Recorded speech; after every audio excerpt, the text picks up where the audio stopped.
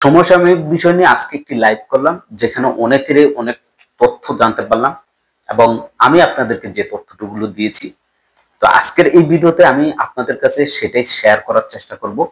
কোন ধরনের প্রবাসীরা বৈধ হতে পারবেন এবং কোন ধরনের প্রবাসীরা লাখ লাখ টাকা খরচ করেও বৈধ হতে পারবেন না, এর একটি ধারণা দিব আপনাদেরকে। আশা করি এই নিয়ে আপনাদের আর কোনো দ্বিধাদ্বন্দ্ব পড়তে হবে না।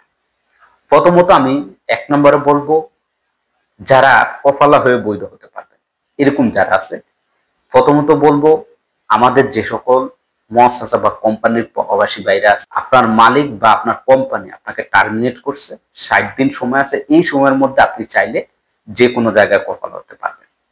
বা আপনি নতুন আসছেন, আসার পর আপনার মালিক 3 মাস পার হয়ে গেছে, আপনার একামা করে দেয় না, সেক্ষেত্রে আপনি আপনার একামা নাম্বারটি তুলে আপনি যে কোনো জায়গায় বৈধ হতে পারবেন, কফালা হতে পারবেন। এছাড়াও আপনি আসার পর আপনার মালিক একামা করে দেয় না বা একামা হয় না, আপনার মালিকের সাথে আপনার সাথে কোনো চুক্তি নেই, আপনিও চাইলে বৈধভাবে কফালা হয়ে যেতে পারবেন। এবং সেই সাথে আমাদের যে সকল ডোমেস্টিক প্রবাসী ভাই এবং বোনরা আছে যারা হুরুপপ্রাপ্ত, আপনাদেরকে একটি সুযোগ দিয়েছে, যে সুযোগটি এখনো আছে 11 নভেম্বর পর্যন্ত, যে আপনারা চাইলে যে কোনো মালিকের কাছে, যে কোনো নতুন মালিকের কাছে আপনারা হুরুপ তুলে কফালা হতে পারবেন।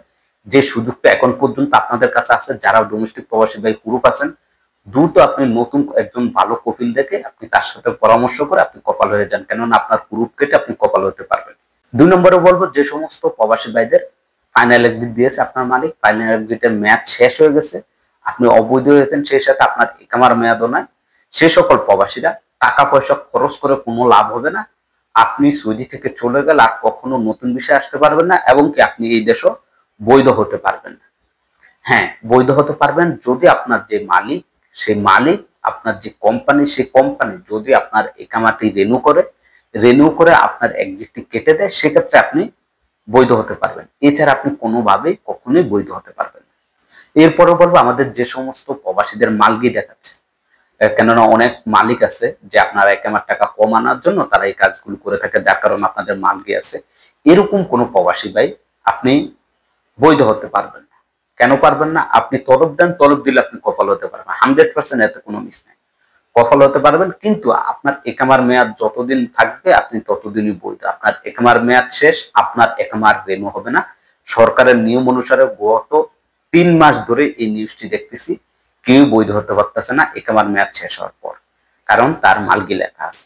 বলবো, আমাদের যে সকল প্রবাসী ভাইরা যারা 3 মাসের ভিসা দিয়ে সৌদিতে আসছেন, আপনাকে যে কোম্পানি আনা হয়েছে আপনাকে মাত্র 3 মাস কাজ করার জন্য নিয়ে আসছে এবং আপনাকে 3 মাসের একামাই দিয়েছে, এরকম কোন প্রবাসী চাইলে অন্য জায়গায় কপাল হয়ে বৈধ হতে পারবেন না বর্তমানে এই সময়ে, এই নিয়মের মধ্যে। অনেক সময় নক দিয়ে থাকেন অনেক প্রবাসী ভাইরা যারা জিয়ারে ভিসা আসেন বা যারা উমরা ভিসা আসেন, যে ভাই আমি কি বৈধ হতে পারবো কিনা, সৌদি সরকারের এরকম কোন সুযোগ আছে কিনা। জি না, বিগত 8 থেকে 9 বছর, প্রায় 9 বছরের কাছাকাছি আমি সৌদিতে, আমি এখন পর্যন্ত দেখি না যে সৌদি সরকার যারা উমরা বিষয়ে সৌদিতে আসছে বা ভিজিট বিষয়ে সৌদিতে আসছে তাদেরকে ইকামা করে বৈধ হওয়ার কোনো ধরনের সুযোগ দেয় নাই এবং শুনিও নাই কোনো টিভি চ্যানেলে, এবং সামনে দিবে কিনা এটারও কোনো গ্যারান্টি নেই। আপনারাও কোনোভাবে বৈধ হতে পারবেন না। আপনারা যে সীমিত সময়ের জন্য আসছেন, এই সীমিত সময় শেষ করে আপনাদেরকে নিজ দেশে চলে যেতে হবে। যারা যান নাই, ম্যাচ শেষ হয়েছে, তাদের কিন্তু সুযোগ দিয়েছে আপনারা চলে যান। এরপরও যদি আপনারা না যান, সেক্ষেত্রে আপনাদেরকে আইনি ব্যবস্থা নেওয়া হবে। দেখা গেছে গত পরশু দিনও দেখলাম এক প্রবাসীদের কাছ থেকে 4000 রিয়াল নিয়েছে জরিমানা। তো আপনি যদি সময়ের মধ্যে না যান, সেক্ষেত্রে আপনাকেও অনেক টাকা জরিমানা দিতে হবে।